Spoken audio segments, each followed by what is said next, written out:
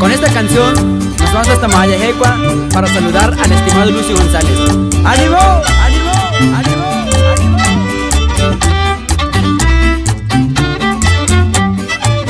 Ayer se fue, tomó sus cosas y se puso a navegar.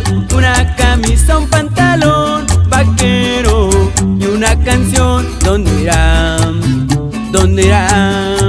Se despidió y decidió batirse en duelo con el mar y recorrer el mundo en su velero.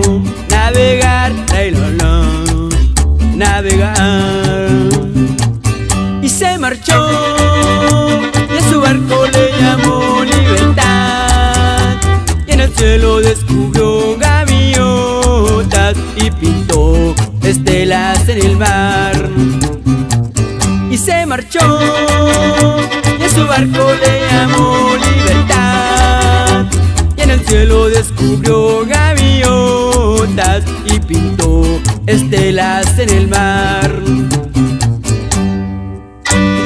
De igual manera, mando a saludar a mi familia Carrillo Hernández Montes, en especial para el brother Bertín Carrillo Hernández. ¡Así nomás!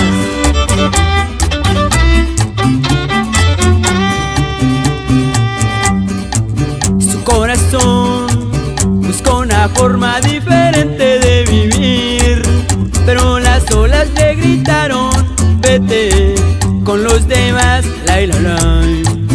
con los demás. Y se durmió y la noche le gritó: ¿dónde vas? Y en su sueño dibujó gaviotas y pensó: hoy debo regresar. Y regresó y una voz le preguntó: ¿cómo estás? Y al mirarla descubrió unos ojos azules como el mar. Y regresó, una voz le preguntó: ¿cómo estás? Y al mirarla descubrió unos ojos azules como el mar. Y se marchó y a su barco le llamó libertad. Y en el cielo descubrió gaviotas y pintó estelas en el mar. Y el saludo para el primo Frauquis hasta Mucató de Tierra Azul. Échele ganas, puro familia González. No el consentido, muy radical.